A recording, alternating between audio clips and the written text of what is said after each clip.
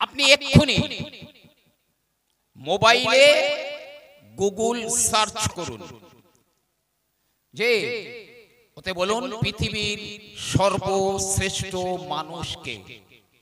যে গুগল গোটা পৃথিবী ব্যাপী চলছে, সার্চ করুন পৃথিবীর সবচাইতে শ্রেষ্ঠ ব্যক্তিকে।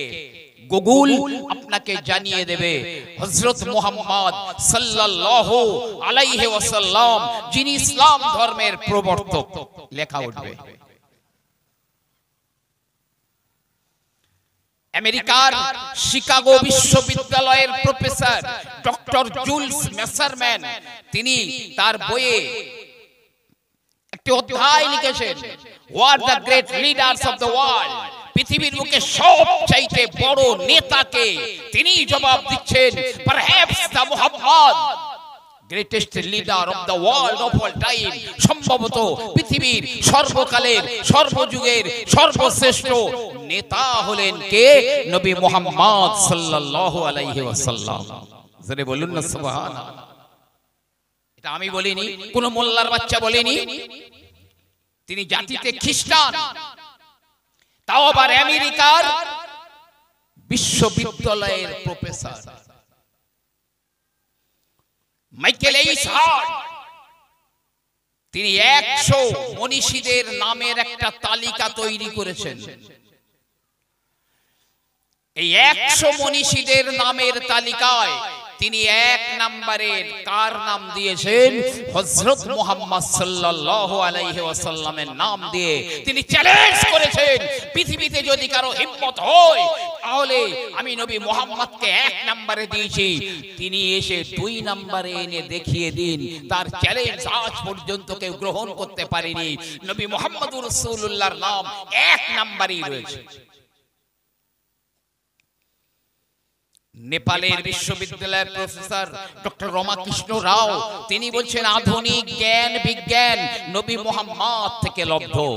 আমি তা প্রমাণ করতে, পুরো না হলেও কিছু প্রমাণ করতে সক্ষম। আধুনিক বিজ্ঞান নবী মুহাম্মদ সাল্লাল্লাহু আলাইহি ওয়াসাল্লাম থেকে লব্ধ।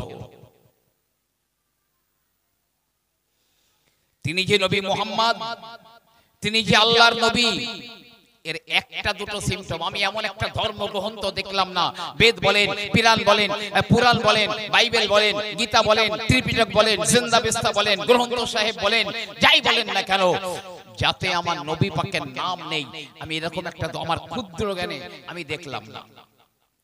বেদ কি বলছে? আমরা যে কলেমা পড়ি, লা ইলাহা হরতি পপম ইল্লো ইলাহা পরম পদম জন্ম বৈকুণ্ঠ পারা পিনতি তজ্জপি নাম মুহাম্মদ।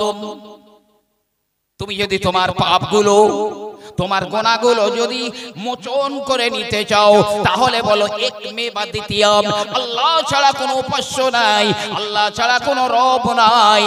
আর যদি তুমি জনম জনম স্বর্গবাস করতে চাও, যদি তুমি জনম জনম জান্নাত বাস করতে চাও, তজ্জপি নাম মুহাম্মদ, তাহলে মুহাম্মাদের নামটা জপ করো। পুরো নবী পাকের সিম্পটম বেদের মধ্যে আছে। কার বাড়িতে আসবেন, কবে আসবেন, কখন আসবেন, হ্যাঁ, তার সিম্পটম কি হবে, টোটাল বর্ণনা করা আছে। এই শিখ জাতি যারা, তাদের ধর্মের প্রবর্তক গুরু নানক, তিনি স্বতন্ত্র একটি ধর্ম প্রচার করেছেন। তারপরেও তিনি তার গ্রন্থ সাহেব, শিখদের গ্রন্থ সাহেব কি বলছেন? কলমা এক পুকারিয়া দো জাহানে কোই, जो कहना पाक है दोज़ख जाऊन सही। কি বলছে? এই কলেমায়ে তৈয়্যিবা শতত তোমরা পাঠ করবে, লা ইলাহা ইল্লাল্লাহ শতত পাঠ করবে। যেই কলেমা পড়বে না, অবশ্যই সেই ব্যক্তি নরকে তথা জাহান্নামে যাবে। কেন? নবী মুহাম্মদ সাল্লাল্লাহু আলাইহি সাল্লামের আদর্শ আমরা মানব।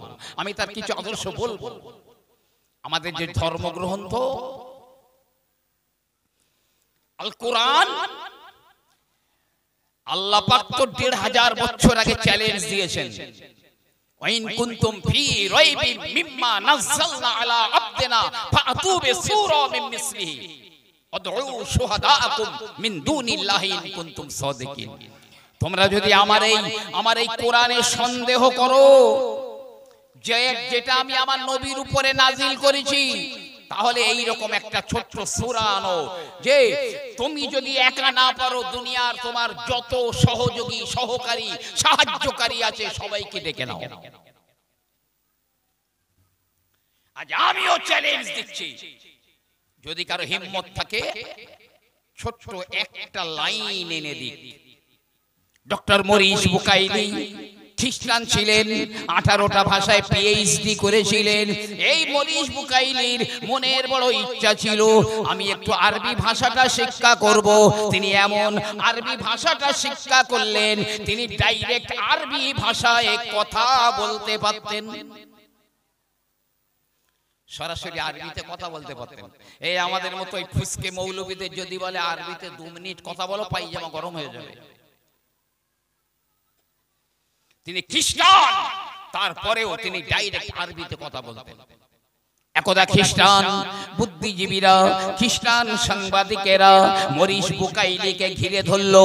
ও মরিস বুকাইলি, আপনি হলেন আমাদের গর্ব, আপনি আমাদের সোনার ছেলে, আমরা আপনার কাছে বিশেষ একটা কাজ নিয়ে এসেছি, আপনি কি আমাদের কাজটা করে দেবেন? এটা আপনার পক্ষেই সম্ভব। কি কাজ? যে মুসলমানদের আল্লাহ এই কোরআনের হেডলাইনে বলেছেন জালিকাল কিতাবু লা রাইবা ফি, ওই কোরআনের মধ্যে কোনো সন্দেহ নেই, যা আজ পর্যন্ত কোনো রাইটার লিখতে পারেনি। তো আমরা ওই মুসলমানদের আল্লাহর চ্যালেঞ্জ গুড়িয়ে দেব, আপনি কোরআনের মধ্যে একটা ভুল একটু বার করে দিতে পারবেন? একটা ভুল। মরিস বুকাইলি বলছে, ওরে বোকা, একটা নয় বরং আমি একাধিক ভুল কোরআনের ভিতরে বার করে দিতে পারি। ওরা বলছে স্যার একটা ভুল বার করে দিতে পারলে না যথেষ্ট। বিবিসি লন্ডন সংবাদ মাধ্যমে গোটা পৃথিবীকে জানিয়ে দেব কোরআনের মধ্যে ভুল রয়েছে। মরিস বুকাইলি একটা কোরআন নিয়েছেন, নিয়ে ঘরে ঢুকে দরজা লাগিয়ে দিয়েছেন, সিটকানি দিয়ে দিয়েছেন, বার হন না। সাক্ষাৎ প্রার্থীরা আসে, তাদের বলে দেওয়া হয় উনি বিশেষ একটি কাজে রয়েছেন, উনি এখন সাক্ষাৎ করবেন না। প্রস্রাব পায়খানা গোসল খাওয়া দাওয়া এই কাজ বাদে বাকি টাইমটা আর একটু নিদ্রা ঘুম, তিনি কোরআনটা বারবার পাঠ করেন একটা ভুল বার করার জন্য। 1 মাস নয়, 1 বছর নয়, 2 বছর নয়, 3 বছর হয়ে গেল। মরিস বুকাইলি বদ্ধ ঘরের ভিতরে বারে বারে কোরআনটা তিনি পাঠ করেন ভুল বার করার জন্য। 3 বছর হয়ে গেল। ওই মরিস বুকাইলি কোরআনটা বুকে নিয়ে 3 বছর পরে এবারে তিনি বাইরে বার হয়ে গেলেন। সাংবাদিকেরা ঘিরে ধরেছে, স্যার কোরআনের কোন পারায়, কোন সূরায়, কত রুকুতে, কত নম্বর আয়াতে ভুল পেয়েছেন বলে দিন। বিবিসি লন্ডন সংবাদ মাধ্যমে পৃথিবীকে জানিয়ে দিন।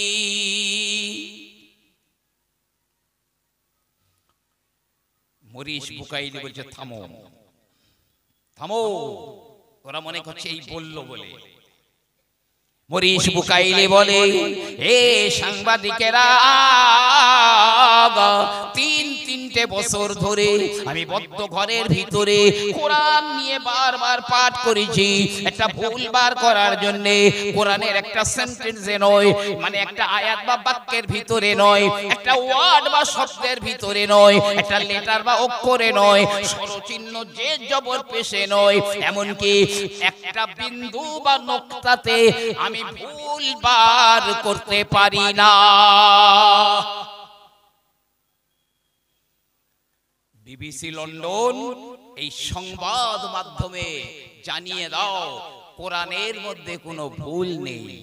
আর আমি মরিস বুকাইলি আমি কোরআনের ধর্মে দীক্ষিত হয়ে গেলাম। জোরে বলুন সুবহানাল্লাহ। যদি হিম্মত হয়, তুমি একা না পারলে তোমার যত সহযোগী আছে সবাইকে ডেকে একটা ছোট্ট একটা আয়াত নিয়ে এসো, একটা সূরাও নয়। আপনারা অনেকবার ওয়াজে শুনেছেন, আগের দিনে আরবি কবিরা তাদের লেখা কবিতাগুলো কাবার দেয়ালে টাঙিয়ে দিত। আমার নবী পাক কোরআনের সর্বাপেক্ষা ছোট্ট একটা সূরা কাবার গায়ে টাঙিয়ে দিয়েছেন। বিসমিল্লাহির রহমানির রহিম। ইন্না আ'তাইনাকাল কাউসার ফাসাল্লি লিরাব্বিকা ওয়ানহার ইন্না শানিয়াকা হুয়াল আবতার টাঙিয়ে দিয়েছেন। আরবের বিখ্যাত কবি লবিদ বলে, মোহাম্মদ কবি বটে, তবে এখনো কবিতা লেখার ব্যাপারে উৎপত্তি অর্জন করতে পারে না। কারণ প্রথম লাইনের সঙ্গে দ্বিতীয় লাইনের ছন্দে মিল হয়, তৃতীয় লাইনের সঙ্গে চতুর্থ লাইনের ছন্দে মিল হয়। মোহাম্মদ প্রথম দুটো ছন্দ মিলিয়েছে বটে, ইন্না আ'তাইনাকাল কাউসার ফাসাল্লি লিরাব্বিকা ওয়ানহার, কিন্তু ইন্না শানিয়াকা হুয়াল আবতার তৃতীয় লাইন চতুর্থ লাইনটা লিখতে পারে না। চতুর্থ লাইনটা লিখতে পারে না। নবী পাক বলছে ওই চতুর্থ লাইনটা তুমি লিখে দাও না, তুমি লিখে দাও না। লবিদ বলছে আমার 1 মাস সময় লাগবে। আরে এত বড় কবি এক জায়গায় বসে তো কয়েক মিনিটে একটা বড় কবিতা লিখে দিতে পারে। ছোট্ট একটা আয়াত, একটা লাইন লিখবে 1 মাস। ঠিক আছে, 1 মাস টাইম। 1 মাস পার হয়ে গেল। লবিদ কাবা চত্বরে চলে এলো। হাজার হাজার দর্শকেরা দাঁড়িয়ে রয়েছে। মুহাম্মদ যাকে কালামুল্লাহ বলে, আল্লাহর কালাম বলে, আজ আমাদের লবিদ তার মোকাবেলায় চ্যালেঞ্জ করে চতুর্থ লাইনটা লিখে দেবে। কি লিখলো লবিদ? হাযা কালামুন লাইসা কাকালামিল বাশার। উপরে যে 3টে লাইন লেখা রয়েছে ওটা দুনিয়ার কোন মানব রচিত কবিতার মতো নয়। যারাই নবীকে বলতো কবি, তারাই বলছে এটা মানব রচিত নয়। তুমি তো কোথাকার কোন মশা। জি হ্যাঁ, কেন আমরা নবী পাকের আদর্শটা মেনে নেব? দেখুন না নবী পাকের আদর্শ কেমন। আসলে অনেক মানুষ আছে না, অন্যের মুখে ঝাল খায়, নিজে খেয়ে দেখে না, অন্যের মুখে খায়। তুমি নিজে একটু খেয়ে দেখো না। প্রিয় নবী সাল্লাল্লাহু আলাইহি ওয়াসাল্লাম মদিনার বাজারে দুটো উট বিক্রি করার জন্য নিয়ে গেলেন। উট দুটো সমমূল্যে আমার নবী বিক্রি করে দিলেন। টাকা মিটে গেল, নবী বাড়ি চলে এলেন। উটওয়ালারা উট নিয়ে বাড়ি চলে গেছে। আমার রাসূলুল্লাহ তিনি চিন্তা করলেন আমার তো একটা ভুল হয়ে গেল। মদিনার বাজারে দুটো উট আমি নিয়ে গেলাম, একটা উটের পিছনের পা হালকা হালকা খোঁড়া ছিল, ওটা খরিদ্দাররা জানে না। আমি তো দুটো উট সমান দামে বিক্রি করে দিয়েছি। ভালো উটের যা দাম আর একটু খোঁড়া উটের তাই দাম, এটা তো হতে পারে না। প্রিয় নবী সাল্লাল্লাহু আলাইহি ওয়াসাল্লাম টাকাটা নিয়ে দৌড়ে দৌড়ে উটওয়ালাদের ধরে ফেললেন। দাঁড়াও দাঁড়াও দাঁড়াও, কি ব্যাপার? আপনাকে তো টাকা আমরা দিয়ে দিয়েছি। হ্যাঁ সব ঠিক আছে, কিন্তু আমি দুটো উট সমান দামে তোমাদের কাছে বিক্রি করেছি। আমার একটা উটের পিছনের পা একটু খোঁড়া রয়েছে, তাই কিছু পয়সা ফেরত দেওয়ার জন্য আমি এসেছি। ওরা বলছে আপনি চলে যান, আমরা তো দেখেই নিয়েছি। নবী পাক বলছেন না, পৃথিবীর মানুষ বলবে মুহাম্মদ খরিদ্দারকে ঠকিয়ে মাল বিক্রি করেছে, উট বিক্রি করেছে, আমার আদর্শ কেউ মেনে নেবে না। নবী পাক জোর করে তাদের কিছু পয়সা ফেরত দিয়েছেন। আদর্শ যদি জাতি ধর্ম বর্ণ নির্বিশেষে সবার মাঝে থাকতো, আজকের এই পৃথিবীটা ভূস্বর্গ হয়ে যেত। আমরা অনেকে আছি না, মালের দোষ গোপন রেখে বিক্রি করি। নবী পাকের আদর্শটা নয়। একজন সাহাবা নবী পাকের কাছে এসে বলছে, হুজুর আমার বাড়িতে একটা পাত্রে ঘি ছিল, রাতের বেলা তাতে একটা ইঁদুর পড়ে মরে গেছে, এখন ইঁদুর তুলে ফেলে দিচ্ছি, আমি ঘিটা বাজারে বিক্রি করতে পারবো? প্রিয় নবী আমার বললেন, বিক্রি তো করতে পারবে, তবে শর্ত রয়েছে একটা, খরিদ্দারকে ওই কথাটা বলে দিতে হবে, ভাই খরিদ্দার আমার এই ঘিয়ের উপরে একটা ইঁদুর পড়ে মরে গিয়েছিল, এই কথাটা বলে যদি বিক্রি করতে পারো তবে জায়েজ হবে, অন্যথায় জায়েজ হবে না। ইসলাম গতানুগতিক শুধু একটি ধর্মের নাম নয়, একটা সুস্থ পরিবেশ, একটি সুস্থ দেশ গঠনের জন্য, একটা সুস্থ সমাজ গঠনের জন্য ইসলামের বিকল্প নেই। জি আমার ভাইরা বাবাজিরা, বদরের যুদ্ধে প্রিয় নবী সাল্লাল্লাহু আলাইহি ওয়াসাল্লাম বদরের যুদ্ধে যাবেন। উট গাধা ঘোড়া যতটা রয়েছে তার ডবল রয়েছে মুসলিম সেনারা। আল্লাহর নবী বললেন, এ সাহাবারা, এক একটা উটে দুইজন করে যাবে বদর প্রান্তরে। প্রথম একজন উটের উপরে উঠবে, আর একজন লাগাম ধরে টেনে টেনে নিয়ে যাবে। পথ যখন 50% হয়ে যাবে, অর্ধেক হয়ে যাবে, তখন উটের পিঠে বসা মানুষটা নিচে নেমে যাবে। নিচে যে এতক্ষণ উটের লাগাম টানছিল সেই উপরে উঠে যাবে। এইভাবে পালা বদল করে বদর প্রান্তর পর্যন্ত চলে যাব। ভাগ করে দিলেন। অবশেষে একটা উট আছে, একজন সাহাবা রয়েছেন আর আমার নবী পাক রয়েছেন। নবী বলছে, এসো বাবা, আমি আর তুমি দুজনা পালা বদল করে আমরা বদর প্রান্তরে যাব। সাহাবাটি বলে, ইয়া রাসূলুল্লাহ, ইয়া হাবিবাল্লাহ, আমার মা বাপ আপনার কদমে কুরবান হয়ে যাক। হুজুর, গোটা পথ আপনি উটের পিঠে বসে যাবেন, আমি লাগাম টেনে টেনে নিয়ে যাব, আপনাকে আমার সঙ্গে পালা বদল করা লাগবে না। নবী পাক বললেন, না না, দুনিয়ার মানুষেরা বলবে নবী মুহাম্মদ সেলফি ছিল, স্বার্থপর ছিল। নবী উঠলেন উটের উপরে, সাহাবাটা টেনে নিয়ে যাচ্ছেন, পথ অর্ধেক হয়ে গেল। নবী পাক নিজে নিজে নেমে পড়ে ওই সাহাবাটাকে উটের পিঠে তুলে দিয়ে নবী পাক উটের লাগাম ধরে টেনে নিয়ে যাচ্ছে। চ্যালেঞ্জ দিলাম, কিয়ামত পর্যন্ত বিশ্বের ইতিহাসে বিরল নেই। জি, কি আদর্শ! এই আদর্শ যেদিন মানুষের মধ্যে ফিরে আসবে, সেদিন দুনিয়াটাই জান্নাত হয়ে যাবে, স্বর্গ হয়ে যাবে।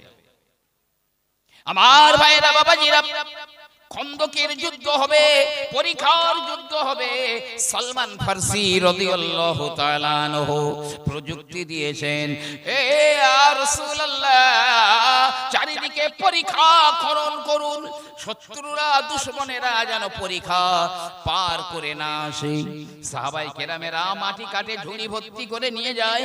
আল্লাহর নবী ওখানে চলে গেলেন, এ বাবা সাহাবারা, আমার মাথায় মাটি তুলে দাও।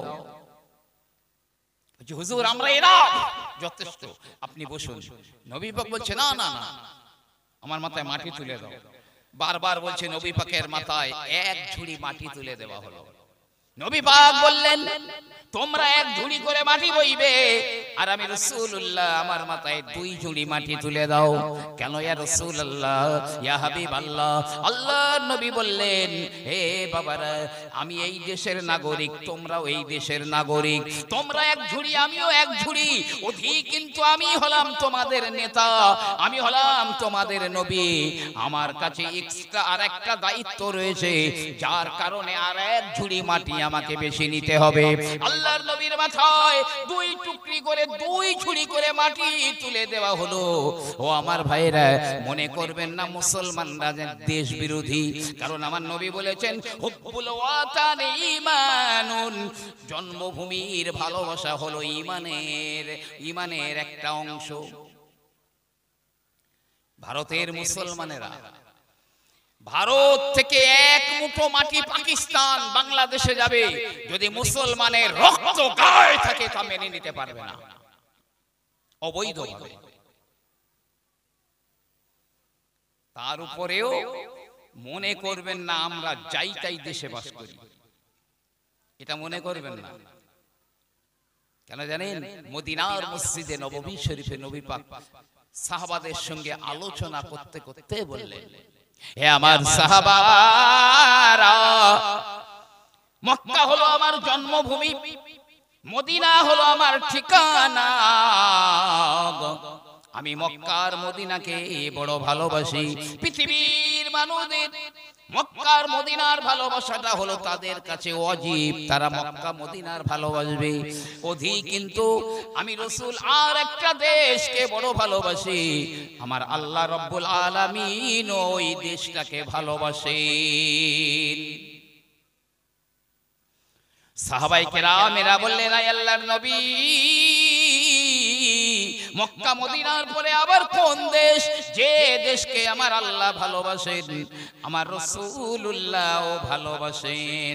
আল্লাহর নবী আমাদের দিকে হাত বাড়িয়ে বাড়িয়ে বললেন, আল হিন্দ আল হিন্দ আল হিন্দ, হিন্দুস্তানকে, ভারতবর্ষকে, ইন্ডিয়াকে আমি রাসূলুল্লাহ বড় ভালোবাসি। আর আমার আল্লাহ রাব্বুল আলামিন ওই ভারতের জমি, অখণ্ড ভারতের জমিনকে ভালোবাসেন। কারণ সাহাবারা জিজ্ঞাসা করলেন, ইয়া রাসূলুল্লাহ, তার কারণ কি? কেন আল্লাহ এবং আল্লাহর নবী ওই দেশটাকে ভালোবাসেন? প্রিয় নবী আমার বললেন, আমার সাহাবারা, আমার আল্লাহ রাব্বুল আলামিন পৃথিবীর প্রথম মানুষ, পৃথিবীর প্রথম নবী হযরতে আদম আলাইহিস সালামকে জান্নাত থেকে যখন বহিষ্কার করেছিলেন, ওই অখণ্ড ভারতবর্ষের জমিনে আমার আল্লাহ পাক আদম নবীকে নামিয়ে দিয়েছিলেন। পৃথিবীর প্রথম মানুষ, প্রথম নবী ভারতে পাঠিয়েছেন আল্লাহ। এখনো যান শ্রীলঙ্কা শরণদ্বীপ সিংহল পিকেডি আদাম পাহাড়ের উপরে এখনো আদমের পদচিহ্ন বিদ্যমান, যেখানে তিনি নেমেছিলেন। আল্লাহ ভারতকে ভালোবাসেন বলে প্রথম মানুষ, প্রথম নবী ওই ভারতে পাঠিয়ে দিয়েছেন। সকালবেলা খবর পেয়ে রাতের বেলা আদম নবী খুব ভয় পাচ্ছে, একা তো খুব ভয় পাচ্ছে। আল্লাহ রাব্বুল আলামিন বললেন, এ জিবরাইল, আমার আদম বড় ভয় পায়, যাও আমার আদমকে তুমি একবার সান্ত্বনা দিয়ে দাও। ফেরেশতাদের সরদার, ফেরেশতাদের নেতা হযরত জিবরিল আমিন আলাইহিস সালাম, তিনি ভারতের জমিনে প্রথম নেমে এলেন। আদমের সামনে দাঁড়িয়ে দাঁড়িয়ে আযান দিয়ে দিলেন।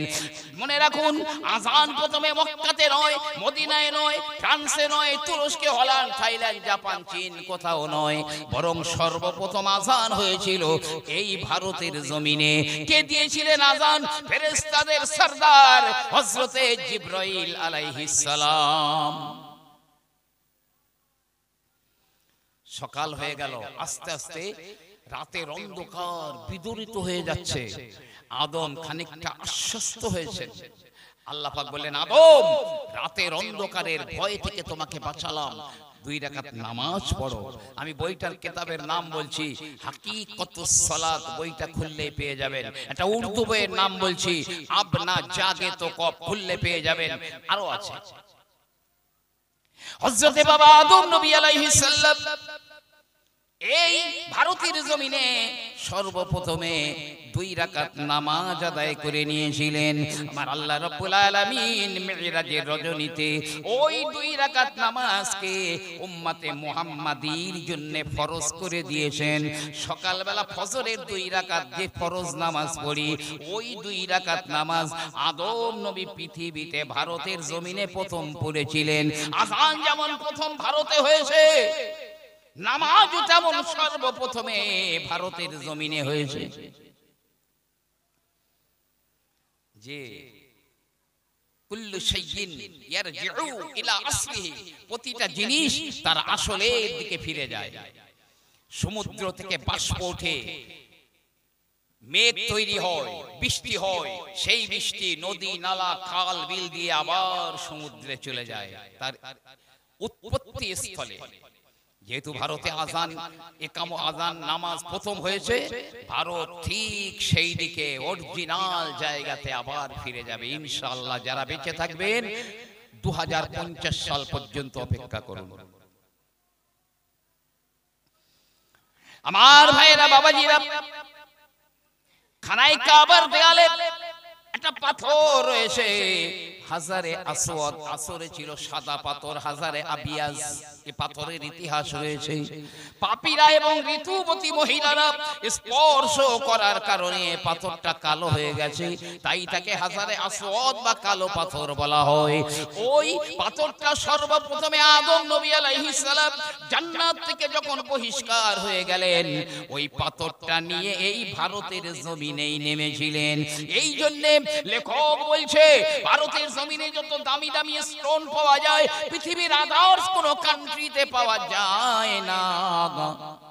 ভারতের জমিনটা কেন এত সবুজে ভরা, গাছপালা লতা পাতায় ভরা? আদম নবী জান্নাত থেকে আসবার সময় কিছু লতা পাতা গায়ে জড়িয়ে নিয়ে ভারতে নেমেছিলেন।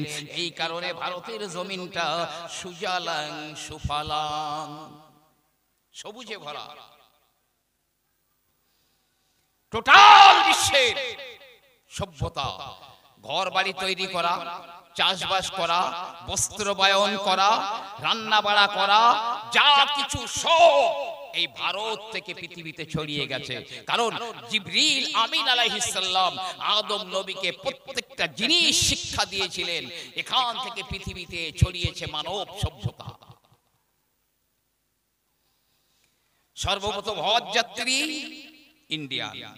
আদম আলাইহিস সালাম একাধিকবার এই ভারত থেকে হেঁটে হেঁটে তিনি হজ করতে গিয়েছিলেন এবং আল্লাহর হুকুমে ওই পাথরটাও তিনি নিয়ে গিয়েছিলেন, যেটা খানায় কাবার দেয়ালে রয়েছে।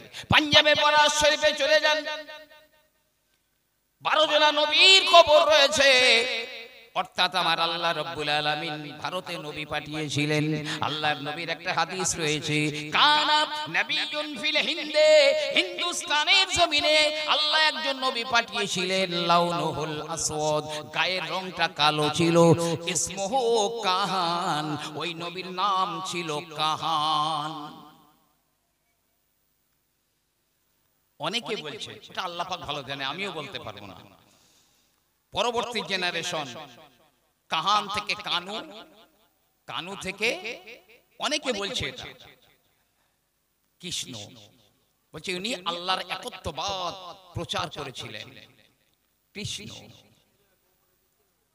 বুদ্ধদেব যখন মৃত্যু পথের যাত্রী, বলা হচ্ছে হে বুদ্ধ, আপনি পরলোক গমন করবার পরে যাব কোথায়? বুদ্ধ বলছে আমি শেষ বুদ্ধ নই, আমার পরে একজন বুদ্ধ আসবেন যার নামের প্রথম অক্ষরে ম, শেষের অক্ষরে দ। তিনি গোমাংস ভক্ষণ করবেন, তার লিঙ্গের অগ্রভাগ ছেদন করা থাকবে, তোমরা তার কাছে যাবে, সফল হয়ে যাবে। তিনি আমার আপনার নবী মুহাম্মদ সাল্লাল্লাহু আলাইহি ওয়াসাল্লাম। সাহাবারা ভারতবর্ষে এসেছেন। আমি পাঞ্জাবে একটা জলসায় গিয়েছিলাম, পাঞ্জাবের ভাটিন্ডা, যাবেন একবার, একজন সাহাবার কবর আছে। বড় গম্বুজ, সবুজ গম্বুজ, যেন মনে হচ্ছে যে সাহাবাটা কবরে জিন্দা রয়েছেন।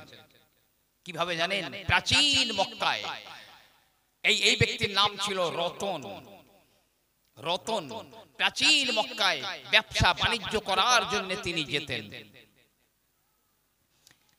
তো ওখানে একদা তিনি গিয়েছেন মক্কায়, গিয়ে দেখছেন ছোট্ট একটা খাল বা নদী, একটা বাচ্চা ছেলে দাঁড়িয়ে রয়েছে।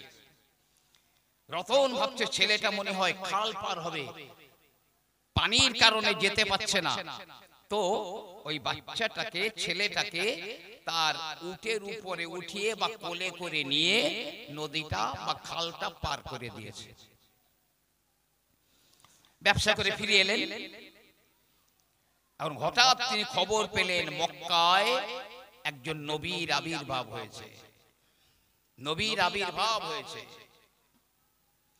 তো বলছে যদি আর একটাবার অন্তত যাই তাহলে মহাপুরুষের দেখা হবে।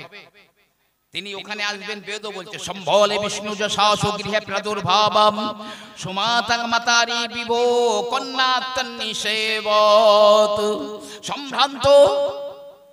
সম্ভ্রান্ত ব্রাহ্মণ কন্যা, নাম হবে তার সুমতি। সুমতি আপনার কিনা সংস্কৃতি শব্দ, যার আরবি প্রতিশব্দ হলো আমিনা।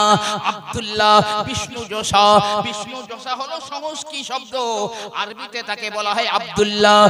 আপনি বিষ্ণু যশার গৃহে আর একজন মহিলা, তার নাম হলো সুমতি, তার গৃহে তিনি জন্মগ্রহণ করবেন। যাই একবার। শঙ্কর আচমকা নৃত্য করছে, শঙ্কর বা মহাদেব নৃত্য করছে। শঙ্করী বলছে হে শঙ্কর, হঠাৎ আপনি কেন নৃত্য করছেন? শঙ্কর বলছে শোনো শঙ্করী, সম্বল শহরে, সম্বল সংস্কৃতি শব্দ, যার আরবি প্রতিশব্দ হচ্ছে দারুল আমান, নিরাপত্তার জায়গা। ওমান দাখালাহু কানা আমিনা, যে ওই হেরেমের ভিতরে ঢুকে যাবে সে নিরাপদ। সম্বল, সেখানে একজন কল্কি অবতার এসেছে, নরা সংশ এসেছে, অন্তিম ঋষি এসেছে, তাই তার জন্মে আমি নৃত্য করছি। শঙ্করী তিনিও নৃত্য করতে শুরু করলেন। এখন অনেক পরে আবার এই ব্যক্তি চলে গেলেন মক্কায়, নবীও দেখা হবে। রতন তো খবর নিয়ে নিয়ে আমার নবী পাকের কাছে গেছে। নবী পাক দেখে বলছে তুমি সেই লোক না, সেই ব্যক্তি না, একদিন তুমি আমার বুকে করে খাল পার করিয়ে দিয়েছিলে? হ্যাঁ হ্যাঁ, আমি আপনাকে এবার চিনতে পেরেছি, হ্যাঁ হ্যাঁ আমি সেই ব্যক্তি। প্রিয় নবী আমার বললেন হে বাবা শোনো, যে ব্যক্তি আল্লাহর নবীকে বুকে জড়িয়ে ধরে খাল পার করে দেয়, আমার আল্লাহ পাক তাকে আটকে রেখে দেবেন না। তিনি বললেন লা ইলাহা ইল্লাল্লাহ মুহাম্মাদুর রাসূলুল্লাহ, নামটা পরিবর্তন হলো না, শুধু হাজী শব্দটা বেড়ে গেল, হাজী রতন আছে। ভারতে নবী পাঠিয়েছেন আল্লাহ। সবচেয়ে বড় কথা, নূরে মুহাম্মাদীর সূর্য সর্বপ্রথম কোথাকার আকাশে উদয় হয়েছিল? মক্কায় না, মদিনায় না, পৃথিবীর কোন দেশে নয়। নূরে মুহাম্মাদীর সূর্য সর্বপ্রথমে ভারতবর্ষে উদয় হয়েছিল। জোরে বলুন সুবহানাল্লাহ। আদম নবী আলাইহিস সালাম যখন বহিষ্কার হয়ে গিয়েছিলেন, তখন আদম নবীর পেশানিতে বা কপালে নূরে মুহাম্মাদীটা ধারণ করে তিনি এই ভারতের জমিনে নেমেছিলেন। এই কারণে আমার রাসূলুল্লাহ প্রায় বলতেন আমি একবার ভারতবর্ষে আমার যেতে বড় মন চায়, আমি একবার ভারতের জমিনে যাব।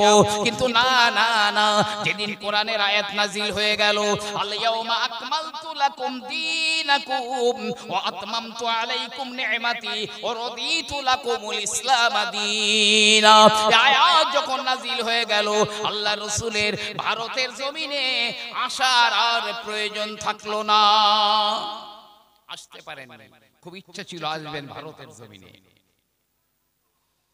তবে নবী পাক ভারতবর্ষের মুসলমানদের কিন্তু ভুলে যাননি। মদিনার মসজিদে নববী থেকে আমার নবী প্রায় আমাদের এই সাইটে হাত বাড়িয়ে বলতেন আমি ওই দিক থেকে ইসলামের গন্ধ পাচ্ছি, আমি ওই দিক থেকে আমার মহব্বতের গন্ধ পাচ্ছি। আমি দেখেছি ভাই, আমাদের ভারতবর্ষ বলেন, বাংলাদেশ বলেন, কি পাকিস্তান বলেন, আফগানিস্তান বলেন, এই যে দেখি আমরা যতটা ধর্ম ইসলাম ধর্ম মেনে চলি, পৃথিবীর অন্যান্য দেশে মনে হয় এতটা কেউ মেনে চলে না, মেনে চলে না। আমার নবী বলতেন ওই দিক থেকে ইসলামের গন্ধ পাচ্ছি, আমার মহব্বতের গন্ধ পাচ্ছি। তো নবী পাক আসতে পারেননি বটে, তবে ভারতের মুসলমানদের ভুলেও যাননি। নবী পাকের ইন্তেকালের অনেক পরে একজন আওলাদে নবী বাগদাদ শরীফে বসবাস করতেন।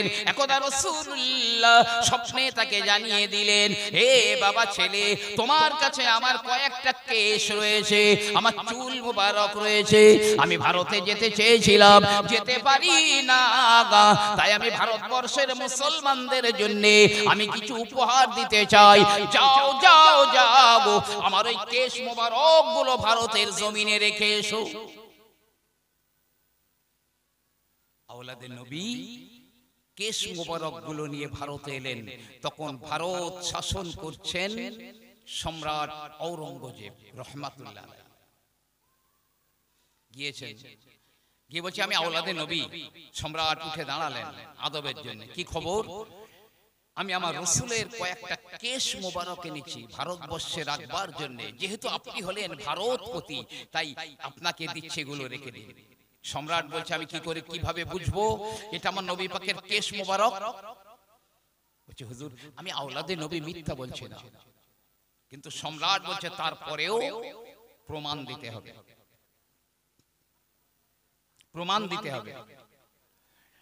তো বলছে আপনি কি জানেন আমার নবী পাকের চুল মোবারক যদি আগুনে ফেলে দেওয়া যায়, আগুন নিভে যায়, আমার রসুলের কেশ মোবারকে আগুনে স্পর্শ হয় না, জানেন? বলে বিলক্ষণ জানি। তাহলে আপনি একটু পরীক্ষা করে দেখুন। একটা পাত্রে সম্রাট আগুন জ্বালালেন, দাউ দাউ করে আগুন জ্বলে, একটা কেশ মোবারক নিয়ে যেই না আগুনে ফেলে দিয়েছেন, আগুনটা ঝুট করে নিভে যায়, আমার রাসূলুল্লাহর কেশ মোবারকে আগুন স্পর্শ করলো না। আবার একবার দেখব, একই, আবার একবার দেখব, তিনবার একই কেস। বলছে হয়তোবা তুমি এই কেশটার উপরে কোনো রাসায়নিক কেমিক্যাল প্রলাপ দিয়েছো, প্রলেপ দিয়েছো। যেমন বাজারে নিশাদল কিনতে পাওয়া যায়, নিশাদল পানিতে লিকুইড করে আপনার হাতে প্রলেপ দিয়ে হাতটা শুকিয়ে আগুনে হাত ঢুকিয়ে দেবেন, আপনার হাত পুড়বে না। হতে পারে তুমি এই চুলগুলোর উপরে কিছু রাসায়নিক কেমিক্যাল প্রলেপ দিয়েছো। সম্রাট যদি এই কথা বলেন, ঠিক আছে, আমার নবী পাকের জিসিম মোবারকে, দেহ মোবারকে সূর্যের তাপ লাগতো, রোদ লাগতো। বলছে না, মেঘ ছায়া করে দিত। তাহলে আমি যদি এই চুলটায় রাসায়নিক কেমিক্যাল প্রলেপ দিয়ে আনি, তাহলে হয়তো আগুনে পড়েনি, কিন্তু বাইরে রেখে দিলে তো মেঘ এসে ছায়া করবে না। আগামীকাল বেলা, দুপুর বেলা টানা রৌদ্রে এই কেশগুলো রেখে দেন, যদি আকাশের কোনো মেঘ এসে ছায়া না করে দেয়, যে শাস্তি দেবেন তাই নেব। ভাই আমার বাবাজির, আবার পরের দিনে টানা রৌদ্র পড়ে, আকাশে এক খণ্ড মেঘ নাই। সম্রাট ঔরঙ্গজেব বড় একটা মখমলের চাদর বিছিয়ে দিয়েছে, আমার নবী পাকের কেশ মোবারক গুলো যেই না রেখে দিয়েছে, সা করে এক খণ্ড মেঘ এসে চুল মোবারক গুলোর উপরে ছায়া করে দিয়েছে। জোরে বলুন না সুবহানাল্লাহ। সম্রাট চুল মোবারক লোকগুলো নিয়ে খুব কাঁদছে, আর যেন নবী পাকের সঙ্গে ডাইরেক্ট কথা বলছে, ইয়া রাসূলুল্লাহ আমার বেয়াদবি নেবেন না, তাহলে আমি ধ্বংস হয়ে যাব। হুজুর, হুজুর আমি শুধু আপনার চুল মোবারক কিনা এটা শিওর হওয়ার জন্য এতগুলো পরীক্ষা করলাম। সেই চুল মোবারক গুলো কোথায় রয়েছে? কাশ্মীরের হযরত বাল মসজিদে। হযরত বাল মসজিদ এই জন্যই বলা হয় নবী পাকের কেশ রয়েছে, যে আগে প্রায় সপ্তাহে সপ্তাহে দেখানো হতো। কেউ যখন চুলগুলো বার করতো, কেউ যখন নবী পাকের নামে দরুদ সালাম পড়তো, চুল মোবারক গুলো নিজে নিজে খাড়া হয়ে দাঁড়িয়ে যেত। আবার যখন লোকেরা দরুদ সালাম বন্ধ করতো, বসে পড়তো, চুল মোবারক গুলো আবার আস্তে আস্তে শুয়ে পড়তো। ওই কাশ্মীরের হযরত বাল মসজিদে বলে জঙ্গি ঢুকে গেছে, বোমা মেরেছে, গ্রেনেড মেরেছে, স্টেন গানের গুলি করেছে, আজ পর্যন্ত একটা বোমা গুলি ওই মসজিদের ভিতরে বাস্ট হয়নি। গোটা নবী পাক আমাদের জন্য উপহার দিয়েছেন, আমরা ভালোবাসি। এই জন্য ভারতের জমিনকে ভালোবাসি আমরা, যার ভারতবর্ষের স্বাধীনতা সংগ্রামে হাজার হাজার আলেম ওলামা শুধু দেশের জন্য জীবন দিয়েছে। ইন্ডিয়া গেট ওখানে দেখে আসুন কতজন মুসলমান রয়েছে। দিল্লির চাঁদনি চৌক থেকে খয়বার পর্যন্ত রাস্তার দুই ধারে এমন একটা গাছ নেই যে গাছে কোনো আলেমকে ফাঁসি দেওয়া হয়নি। কিসের জন্য? এই ভারত ভূমির জন্য জীবন দিয়েছে।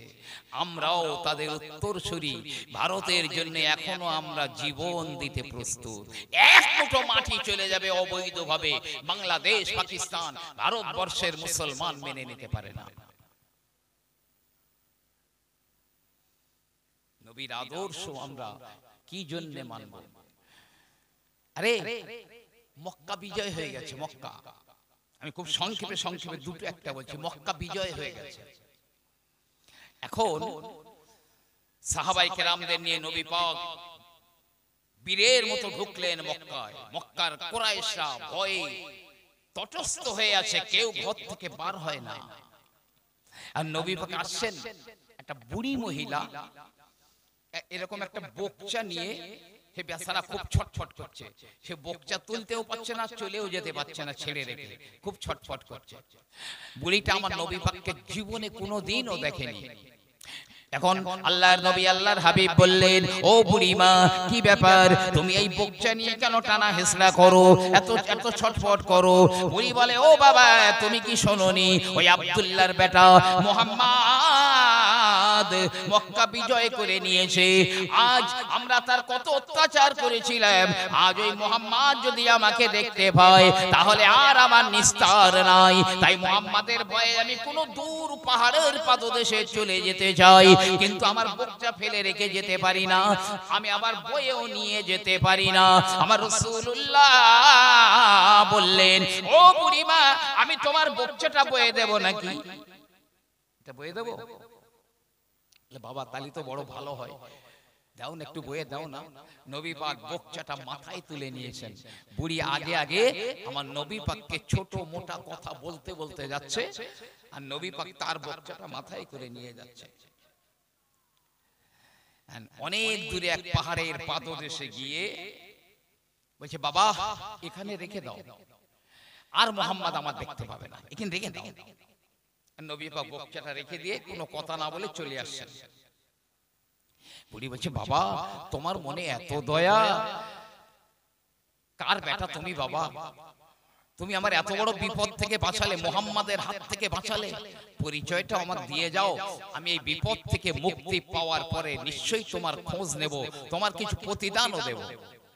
প্রিয় নবী সাল্লাল্লাহু আলাইহি ওয়াসাল্লাম বললেন, ও বুড়িমা, যে মুহাম্মাদের ভয়ে তুমি মক্কা থেকে এত দূরে পালিয়ে চলে এলে, সারা রাস্তাটা তোমার বকচাটা যে বয়ে নিয়ে এলো, যার তুমি নিন্দা মন্দ গালি মন্দ করেছো, আমি হলাম সেই আব্দুল্লাহর বেটা নবী মুহাম্মাদুর রাসূলুল্লাহ। হ্যাঁ, শুনেছিলুম সে মুহাম্মদ নাকি বড় অত্যাচারী, তার মনে দয়া মায়া নেই। তোমার মনে এত দয়া? ও এতদিন অন্যের মুখে ঝাল খেয়েছিল। মুহাম্মদ সন্ত্রাসী, নাউজুবিল্লাহ, মুহাম্মদ বড় জালেম, নাউজুবিল্লাহ, ও লোকের কাছে শুনেছিল, নিজে দেখেনি। আমি আজ চ্যালেঞ্জ করছি, যারা ইসলামের নামে বিষদগার করছে, ইসলামটা ভালোভাবে তারা দেখো, পড়ো, আশা করছি ভুল তাদের ভেঙে যাবে, থাকবে না। বুলি পড়ে নিল লা ইলাহা ইল্লাল্লাহ মুহাম্মাদুর রাসূলুল্লাহ। এই নবীকে যদি কেউ বলে সন্ত্রাসী, জঙ্গি, নাউজুবিল্লাহ, তাহলে সে মূর্খের রাজ্যে বাস করছে। যে একজন মহিলা প্রতিদিন আমার নবীজির পথে কাঁটা বিছিয়ে দিত। আমার নবী পাক গেলে যেন পায়ে কাঁটা বিঁধে যায় না। আল্লাহর নবী দেখলেন কয়েকটা দিন হয়ে গেল পথে কেন কাঁটা নাই। আল্লাহর নবী চিন্তা করলেন, মনে হয় ওই মহিলা, যে মহিলা আমার পথে কাঁটা দিত, মনে হয় ওই মহিলা কোনো রোগে ভুগছে, রোগে পড়ে গেছে। আল্লাহর নবী কতিপয় সাহাবাই কেরামদের নিয়ে ওই মহিলার বাড়িতে চলে গেলেন। দরজায় টোকা মারলেন। বাড়িতে আছে মেয়ে আর মা দুজনা, আর কেউ নাই। মা মেয়ে দরজায় টোকা মারছে, দরজা খোলো। মেয়েটা ভিতর থেকে উঁকি মেরে দেখছে আমার নবীজি মুহাম্মদ দাঁড়িয়ে রয়েছে, তার সঙ্গীরা রয়েছে। দৌড়ে গিয়ে মাকে বলছে, মা এইবার সর্বনাশ হয়ে গেছে। যে মোহাম্মদের পথে কাঁটা বিছাতাম, সেই মোহাম্মদ এসেছে আজকের প্রতিশোধ নেওয়ার জন্য। নিস্তার নেই। মা কাঁপছে, মেয়েও কাঁপছে। মা বলছে, এক কাজ করো, দরজা খুলে দাও, তার কাছে প্রাণ ভিক্ষা চাইবো। যদি তিনি প্রাণ ভিক্ষা দেন তো ভালো, যদি না দেন কি করব, আমাদের কর্মফল। দরজা খুলে দিয়েছে। প্রিয় নবী সাল্লাল্লাহু আলাইহি ওয়াসাল্লাম তিনি ভিতরে ঢুকে গেলেন। বুড়ি বলছে, মুহাম্মদ কোন কারণে আমার বাড়িতে তুমি এলে? আমার আল্লাহর নবী বললেন, ও বুড়ি মা, তুমি তো আমার পথে প্রতিদিন কাঁটা বিছিয়ে দিতে, কিন্তু কয়েকদিন হয়ে গেল পথে কাঁটা বিছানো নাই। চিন্তা করলাম নিশ্চয়ই তুমি কোনো রোগে পড়ে গেছো, তাই তোমার দেখবার জন্য, তোমার সেবা করার জন্য আমি মুহাম্মদ তোমার বাড়িতে এসেছি। এরপরেও যদি কেউ বলে নবী মুহাম্মদ সন্ত্রাসী, তাহলে সে মূর্খের রাজ্যে বাস করছে। অবশ্যই নিজের মেয়ে হযরত যায়েনব, বড় মেয়ে যায়েনব, যার কারণে তিনি শহীদ হলেন, তার পেটের বাচ্চা নষ্ট হয়ে গেল। মক্কা বিজয়ের দিনে নবী তাকে ক্ষমা করে দিলেন। যে ওয়াহশী এবং হিন্দা নবী পাকের চাচা হযরতে হামজাকে শহীদ করে, সেই হিন্দা নবী পাকের চাচা হামজার বুকে বসে, পেটে বসে, বুকে বর্ষা দিয়ে আঘাত করছে। কান কেটে নিয়েছে, চোখ তুলে নিয়েছে, অঙ্গগুলো কেটে নিয়ে গলার হার বানিয়ে দিয়েছে। নবী পাকের কাছে যখন হামজার লাশ আনা হলো, নবী পাক ফুপিয়ে কাঁদছেন। মক্কা বিজয়ের দিনে হিন্দা এলো, ক্ষমা করে দিন। নবী ক্ষমা করে দিলেন। ওয়াহশী পেছন দিক থেকে এসে কলেমা পড়ছে। নবী ঘুরে দেখলেন ওয়াহশী। নবী বললেন, ওয়াহশী তুমি কোনোদিন যেন আমার সামনে এসো না, কারণ তুমি সামনে আসলে আমার চাচার কথা মনে হয়, আমি বড় কষ্ট পাই। তবে যাও, আমি তোমাকে ক্ষমা করে দিলাম, মাফ করে দিলাম। যে বুড়ি মহিলা নবী পাকের গোশতে বিষ মাখিয়েছিল, নবী পাক একটুখানি খাবার পরে ঠোঁটগুলো ফুলে গিয়েছিল, মক্কা বিজয়ের দিনে বুড়ি এলো, আল্লাহর নবী তাকেও ক্ষমা করে দিলেন। যেদিন মক্কা বিজয়, মক্কার মানুষেরা যেদিন আমার নবীকে চুলোয় ছাই ছুঁড়ে দিয়েছে, তরকারি ভাত রুটি রান্না হচ্ছে, ছাই ছুঁড়ে দিয়েছে, গলায় কোনো কাপড় দিয়ে পেঁচ দিয়ে শ্বাস রোধ করার চেষ্টা করেছে, নামাজরত অবস্থায় উঠে নাড়ি ভুড়ি চাপিয়ে দিয়েছে, কি অত্যাচার না করেছে। নবী পাক বাধ্য হলেন আল্লাহর হুকুমে মদিনায় যেতে। কিন্তু যেদিন মক্কা বিজয় হয়ে গেল, নবী পাক বললেন, লা তাসরিবা আলাইকুমুল ইয়াউম। ইউসুফ আলাইহিস সালাম তার ভাইদের সঙ্গে যেদিন সাক্ষাৎ হলো, যে ভাইরা ইউসুফ নবীকে কুয়ায় ফেলে দিয়েছিল, সেই ভাইরা যখন এলো, ইউসুফ আলাইহিস সালাম বলেছিলেন, লা তাসরিবা আলাইকুমুল ইয়াউম, আজ তোমাদের উপরে আমার কোনো অভিযোগ নেই। নবী পাক বলছে, আমিও সেই কথাই বলবো, তোমাদের কারো উপরে আমার অভিযোগ নেই, আমিও সকলকে ক্ষমা করে দিলাম। যে আবু সুফিয়ান নবী পাকের হত্যার চক্রান্ত করত, নবী পাক বললেন, মান দাখালা দারা আবি সুফিয়ান ফাহুয়া আমিনুন, যে আবু সুফিয়ানের বাড়ি ঢুকবে সে নিরাপদ। পৃথিবী স্তব্ধ হয়ে গেছে নবী পাকের আদর্শ দেখে। কেন? নবী পাক লেখাপড়া শেখেননি। বিজ্ঞানের যুগের মানুষেরা কেন মানবো? আমি একটা নবী পাকের বিজ্ঞান আমি একটা বলছি আপনাকে, খুব মন দিয়ে শুনবেন। আমরা তো কি করি, আমাদের দাঁত ব্রাশ করি, ব্রাশ দিয়ে দাঁত মাজি। বর্তমানে আমেরিকান ডেন্টাল সার্জন যারা, তারা বলছে একটা ব্রাশ ওয়ান টাইম, একবার মাত্র ইউজ করা যায়। চায়ের কাপ, প্লাস্টিকের কাপ, কাগজের কাপ, চা খেয়ে ফেলে দাও, ব্রাশ নতুন কিনে এনেছো, একবার দাঁত মেজে ফেলে দাও, ওয়ান টাইম ঠিক আছে, দ্বিতীয়বার দাঁতের জন্য ক্ষতিকারক। আপনার আন্তর্জাতিক খ্যাতি সম্পন্ন ডেন্টাল সার্জন যার নাম হলো আপনার ডক্টর কক্স ব্যাসিলস, তাকে বলা হচ্ছে, স্যার আপনি এমন একটা পেস্ট বা টুথ পাউডারের নাম বলে দিন আমি যেন আমার দাঁতের সুরক্ষা পাই। উনি বলছেন আমার জানা নেই পৃথিবীতে এরকম কোন পেস্ট বা পাউডার আবিষ্কার হয়েছে, তবে আমি তোমার দাঁতের সুরক্ষা দিতে পারি যদি তুমি গাছের কাঁচা ডাল দিয়ে দাঁত মাজতে পারো, তোমার দাঁতের গ্যারান্টি দিতে পারি। যে নবী পাকের জীবনের একদম শেষ আমল কি জানেন? মিসওয়াক। আল্লাহর নবী আল্লাহর হাবিব ইন্তেকাল করার পর আগের মুহূর্তে একেবারে কাছাকাছি সময়ে আবু বকর সিদ্দিকের একজন ছেলে একটা মিসওয়াক মুখে নিয়ে নবী পাকের দেখার জন্য এলেন। আল্লাহর নবী ফেল করে তাকিয়ে রয়েছেন। আম্মা জান আয়েশা বললেন, ইয়া রাসূলুল্লাহ আপনার জন্য কি একটা মিসওয়াক এনে দেব নাকি? আমার নবীজি মুখ নেড়ে ইশারা করে বললেন, হ্যাঁ একটা মিসওয়াক এনে দাও। আম্মা জান আয়েশা একটা মিসওয়াক এনে দিলেন। আমার নবী মুখে দিয়ে চিবিয়ে নরম করতে পারেন না। আম্মা জান আয়েশা বলেন, ও আল্লাহর নবী আমি কি ওটা চিবিয়ে নরম করে দেব নাকি? আল্লাহর নবী সম্মতি দিলেন। আম্মা জান আয়েশা ওই মিসওয়াকটা চিবিয়ে নরম করে আমার রাসূলুল্লাহকে দিলেন। আল্লাহর নবী ওই মিসওয়াক দিয়ে তিনি মিসওয়াক করলেন। জীবনের শেষ আমল আমার নবীজি বলেছেন, লাউলাম আশুক্কু আলা উম্মতি লা আমারতুহুম বিসওয়াক ইনদা কুল্লি সালাতিন, যদি আমার উম্মতের উপরে দুঃসাধ্য বা কষ্টসাধ্য না হতো আমি প্রতি নামাজের সময় ওদেরকে মিসওয়াক করতে বলতাম। নবী পাক দুটো গাছের নাম বিশেষ করে বলে গেছেন, পিলু গাছের ডাল অথবা উদে হিন্দুস্তান কা লাকড়ি, নিম গাছের ডাল দিয়ে দাঁত মাজতে বলেছেন। কারণ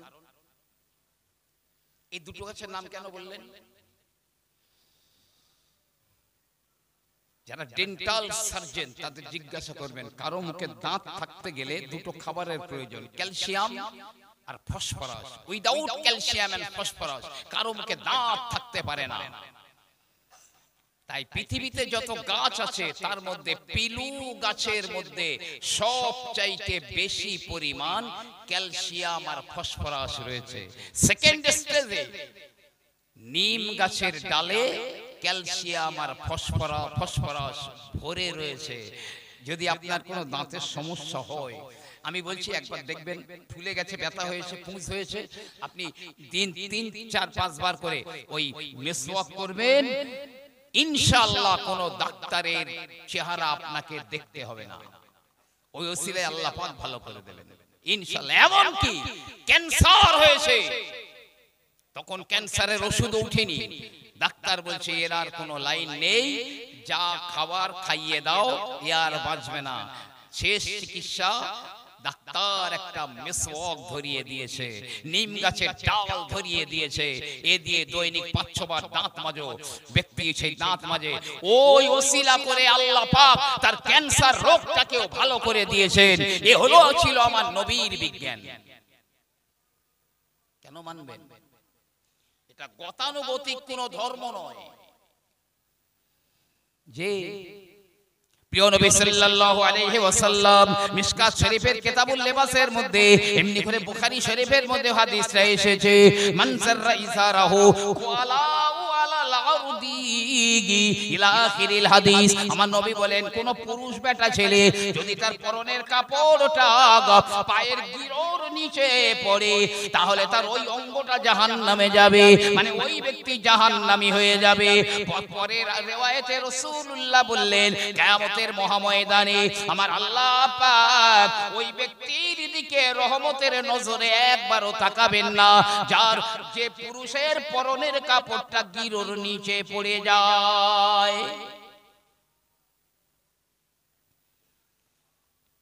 আগে এখনো বার হয় গণশক্তি পেপার বার হয়, গণশক্তি এখনো চলে। আগে সপ্তাহে একদিন একটা পৃষ্ঠা থাকতো বিজ্ঞানের খবর। তো তাতে লিখছে যে পুরুষ বেটা ছেলে পায়ের গিরোর নিচে কাপড় পরে তার যৌন রোগ অবশ্যম্ভাবী, যে কোনো একটা যৌন রোগ তার আসবে। যৌন দুর্বলতা, গনোরিয়া, সিফিলিস ইত্যাদি যে কোনো যৌন রোগ তার আসবেই আসবে, শিওর। আমি আজকের সকালবেলায় দেখছিলাম আধুনিক বিজ্ঞানরা বলছে পুরুষদের পায়ের গাঁটে ওখানে কিছু যৌন রস থাকে, তার আলো বাতাসের প্রয়োজন। যদি ওটা ঢাকা থাকে তাহলে সে আলো বাতাস পায় না, সে দুর্বল, আপনার যৌন দুর্বলতায়, যৌন অক্ষমতায় ভোগে। অতএব পুরুষদের গিরোর উপরে কাপড় পরতে হবে।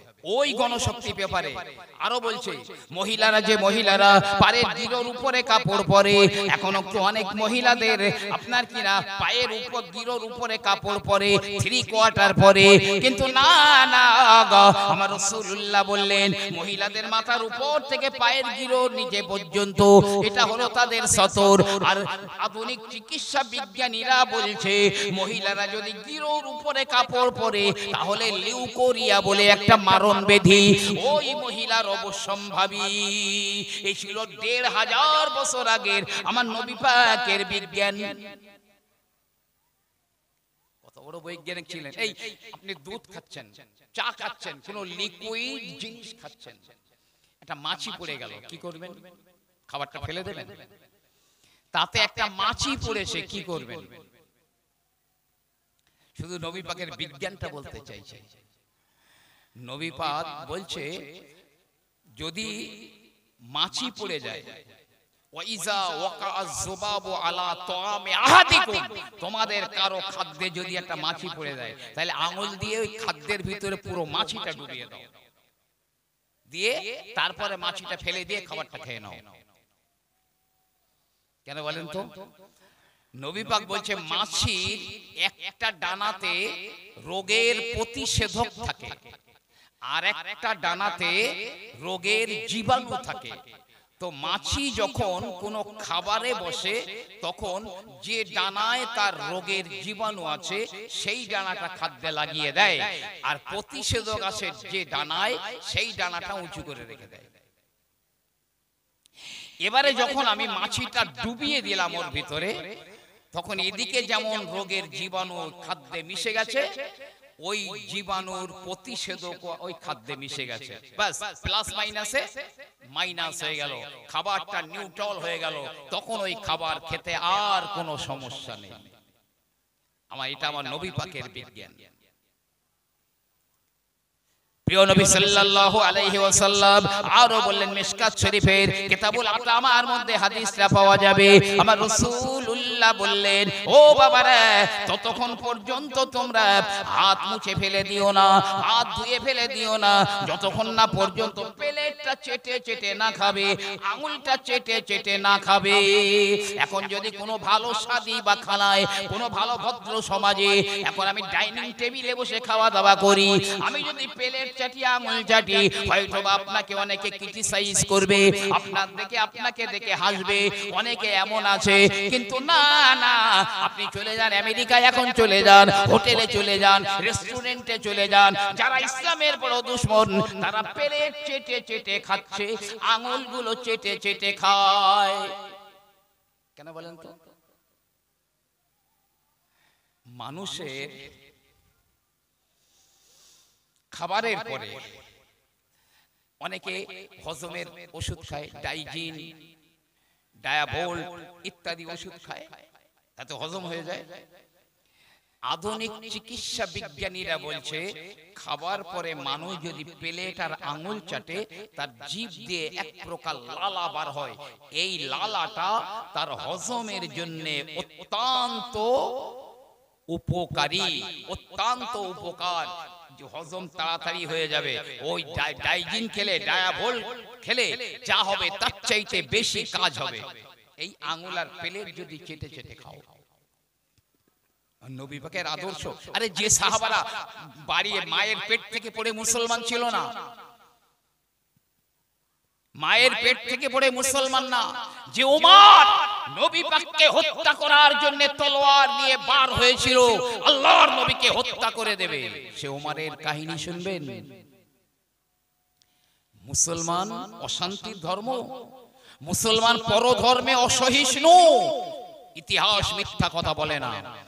যে এই যে বাইতুল মুকাদ্দাস, ফিলিস্তিন আর ইসরায়েল যে যুদ্ধ হচ্ছে আমাদের পুরাতন কিবলা বাইতুল মুকাদ্দাসকে কেন্দ্র করে, ওই বাইতুল মুকাদ্দাস তখন খ্রিস্টানরা দখল করে নিয়েছিল, খ্রিস্টানরা দখল করেছিল। খলিফা ওমর রাদিয়াল্লাহু তাআলা আনহু সৈন্য প্রেরণ করলেন, বাইতুল মুকাদ্দাসটাকে বিজয় করে নাও। মুসলমানেরা লড়াই করে, লড়াই করতে করতে করতে করতে বাইতুল মুকাদ্দাসটা জয় হয়ে যায়। এবারে মুসলমানেরা বলে, এ খ্রিস্টানেরা বাইতুল মুকাদ্দাসের চাবি দাও, এই মসজিদুল আকসার চাবিটা দিয়ে দাও।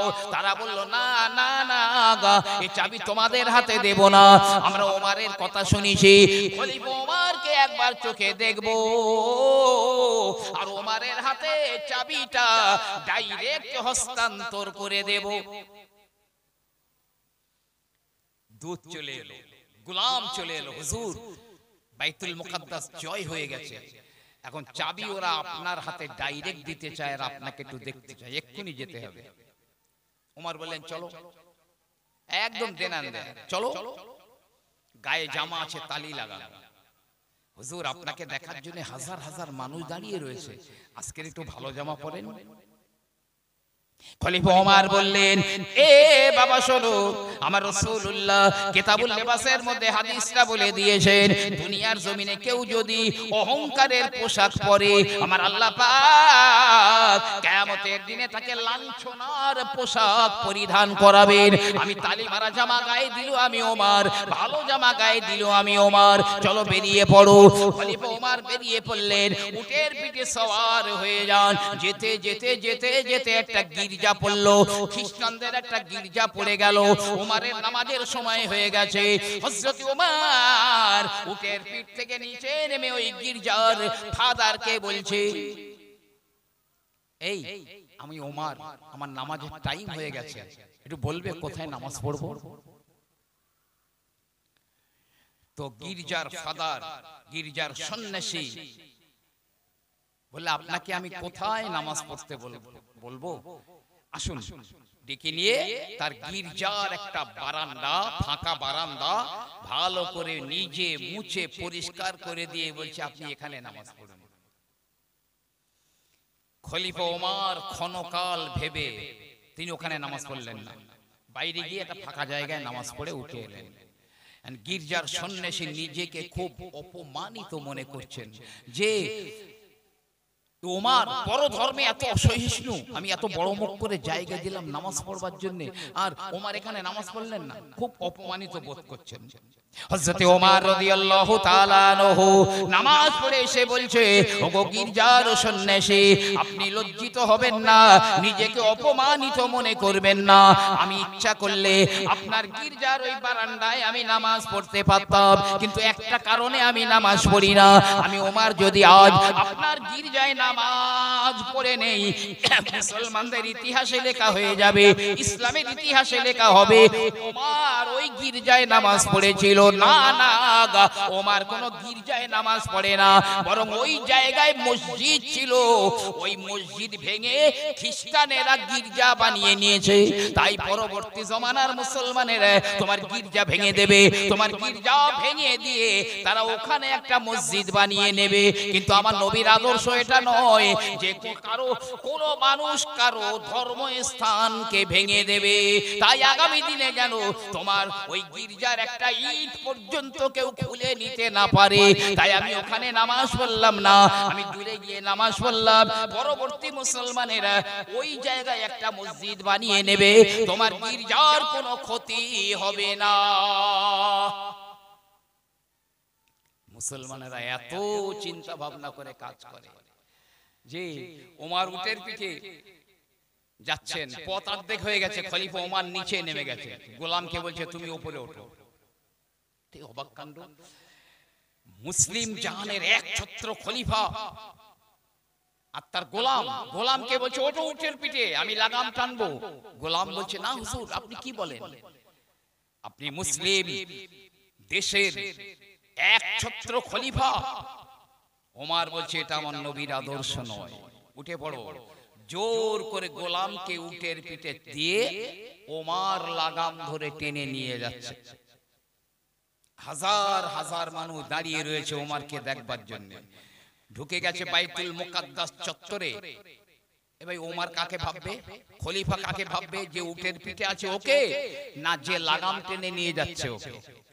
উটের পিঠে যে আছে, আর সবাই উটের পিঠে যে আছে তাকে সম্মান করছে, স্যালুট করছে। ওই ওমর গোলাম থাকতে পারলো না। গোলাম কি করলো? উটের পিঠ থেকে লাফ দিয়ে নিচে পড়ে বলছে এই আমি ওমর নই, ওমর তো ওই, আমি ওমরের গোলাম। ওই যিনি লাগাম টেনে নিয়ে যাচ্ছেন উনি হলেন আমাদের খলিফা ওমর। এর নাম হলো ইসলাম। ইসলাম মানে একটা বড় শান্তির জায়গা। পীর জুলফিকার রহমান নকশবন্দি লিখছেন খুতবাতে জুলফিকার, বড় একজন দেওবন্দি হযরত, যার পাকিস্তানে বাড়ি, এখনো বেঁচে আছেন। এই ভারতবর্ষের একদম শেষ প্রান্তের দিকে একটা জমি নিয়ে দ্বন্দ্ব হচ্ছে, হিন্দু মুসলিম জোর দ্বন্দ্ব হচ্ছে। মুসলমানেরা বলছে জমিটা আমাদের, আমরা মসজিদ বানাবো। আর হিন্দু ভাইরা বলছে না ও জমি আমাদের, আমরা মন্দির বানাবো। এটা বিশাল দল হয়ে গেছে। আদালতে বিচারটা দেওয়া হলো যে ইংরেজ বিচারক দেখছে আমি যেদিকেই রায় দেই পুরো শহর আগুন ধরে যাবে, একদম কাটাকাটি হানাহানি মারামারি হয়ে যাবে। কি করবে? তো উনি খুব চালাক, তো বলেন এক কাজ করো, উভয় দল তো আছো, এসো না আমরা এক জায়গায় বসে একটা মীমাংসা করে নেই। মানে কোনো দিকে রায় দিচ্ছেন না। এখন একজন হিন্দু ভাই বলছে দাঁড়ান, আপনি পরবর্তী একটা শুনানি ঠিক করেন, ওই দিনে আমি একজন মুসলমানকে নিয়ে আসবো। ওই মুসলমান কাঠগড়ায় দাঁড়িয়ে যদি বলে জায়গাটা মুসলমানদের, আপনি মুসলমানদের দিয়ে দেবেন, যদি বলেন না ওটা আমাদের, তো আমাদের দিয়ে দেবেন। জজ বলল খুব ভালো কথা, ঠিক আছে। পরবর্তী শুনানি ঘোষণা করে দেওয়া হলো। এখন হিন্দু ভাই যখন এসছে, তার দলের লোক বলছে এই তোমার মাথা টাথা পাগল হয়ে গেছে, ও তো একটা মুসলমান নিয়ে আসবে। তা সে মুসলমান মসজিদের পক্ষে বলবে না মন্দিরের পক্ষে বলবে? কার পক্ষে বলবে? বলে দেখো আমি যে লোকটাকে আনবো তিনি একজন মুসলমান। পরবর্তী শুনানিতে হাজার হাজার উভয় পক্ষের লোকজন এলো। জজ বলছে কোথায় তুমি সে একজন মুসলমান আনবে বললে, নিয়ে এসো।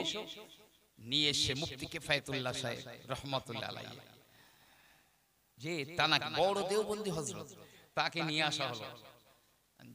মুসলমানরা খুব আনন্দ করছে, আরে ইনি তো একজন পীর সাহেব, আল্লাহর ওলি মানুষ, তিনি মসজিদের পক্ষেই বলবেন, বলবে জমি মুসলমানদের, আমরা মসজিদ বানিয়ে নেব। জজ বলছে আপনার ফয়সালা এরা তো মানতে চায়, আপনি বলুন জমিটা হিন্দুদের না মুসলমানদের? মুফতি সাহেব বললেন হে জজ সাহেব শুনে রাখুন, আমি ভালো করেই জানি এই জমিটা কোনোদিন মুসলমানদের ছিল না, আজও মুসলমানদের নাই। এই জমিটা আমার হিন্দু ভাইদের, ওদেরই জমি। মুসলমানরা চুপসে গেল। বলছে বুঝে শুনে বলছেন তো? ওরা কিন্তু ওখানে একটা মন্দির বানাবে। বলছে আরে জমি ওদের, ওরা ঘর বানাক আর দোকান করুক আর মন্দির করুক আর যা করুক সেটা ওদের বিষয়, জমিটা মুসলমানদের নয়, এটা 100% ঠিক। জজ একটা খুব সুন্দর একটা রায় দিল। বলছে দেখো এই কেসে মুসলমানরা হেরে গেছে, তবে ইসলাম ধর্ম জিতে গেছে। মুসলমান হেরে গেছে, তবে ইসলাম জয়ী হয়েছে। এখন আমার হিন্দু ভাই যারা ছিল তারা বলল জজ সাহেব প্রকৃত মুসলমান এই রকমই, এনারা জীবনে কোনোদিন হারামকে হালাল, হালালকে হারাম, উদর বিন্দি বুদর ঘাড়ে চাপিয়ে দিতে পারে না। এই যদি হয় ইসলাম, সবাই মিলে বলছে লা ইলাহা ইল্লাল্লাহ মুহাম্মাদুর রাসূলুল্লাহ, এখন সবাই মিলে ওই জমিতে আমরা মসজিদ বানিয়ে দেব। একটু জোরে বলুন না সুবহানাল্লাহ। এর নাম হলো ইসলাম। আরে সলিমদ্দির 1 বিঘা জমি জোর করে কেড়ে নিয়ে যদি কেউ মসজিদ বানায়, সে মসজিদে জিনার, ওই মসজিদে নামাজ হবে না, হবে না, হবে না। মসজিদ বড় পবিত্র জায়গা। জি, নবী পাকের আদর্শ কত উচ্চ, আল্লাহর নবীর আদর্শ ভাবতে পারবেন না। ভাই আমার, বাবাজিরা আমার, মনে রেখে দিন, আমার রাসূলুল্লাহ সাল্লাল্লাহু আলাইহি ওয়াসাল্লাম যখন মক্কা থেকে হিজরত করে মদিনায় গেলেন, মদিনায় বহুজাতিক মানুষেরা বাস করে। খ্রিস্টান আছে, ইহুদি আছে, যে কিছু মুসলিম আছে, পৌত্তলিক আছে। নবী পাক সবাইকে ডাকলেন যে আমি সুন্দর একটা মদিনা, সুন্দর মদিনা তৈরি করব। তো সেখানে একটা চুক্তি হলো, কি জানেন, যেটাকে মদিনার সনদ বলা হয়। পৃথিবীর প্রথম স্বাক্ষরিত সনদ মদিনার সনদ। সেখানে নবী পাক কয়েকটা কথা বলেছিলেন, তার মধ্যে যেমন একটা, কেউ কোন ধর্মের মানুষ যদি অন্যায় করে ব্যক্তিগতভাবে সে শাস্তি পাবে, একজনের অপরাধে তার জাতি শাস্তি পাবে না, তার জাতি শাস্তি পাবে না, যে ভুল করেছে সেই শাস্তি পাবে। 2 নম্বর, তোমরা কেউ যেন কারো ধর্মস্থানকে ভেঙে দিও না, বরং যদি তোমার কাছে সহযোগিতা চায়, কেউ তার ধর্মস্থান বানাবার জন্য তোমার সম্ভব হলে তুমি সহযোগিতা করবে। না না না, কেউ কারো ধর্মস্থান যেন ভেঙে দিবে না। 2 নম্বর, যারা আমরা এই চুক্তিতে সই করেছি, যদি বাইরের কোনো দুশমনেরা আমাদের উপরে হামলা করে, মনে করুন যদি খ্রিস্টানদের উপরে বাইরের মুসলমানেরা হামলা করে, আমরা হাত গুটিয়ে বসে থাকবো না, বরং আমরা খ্রিস্টানদের হয়ে ওই মুসলিমদের বিরুদ্ধে লড়াই করব। মুসলমানদের উপরে যদি কোনো অমুসলিম এসে হামলা করে, তোমরাও বসে থাকতে পারবে না, বরং আমাদের হয়ে তোমরা লড়াই করবে। ভাবতে পারেন?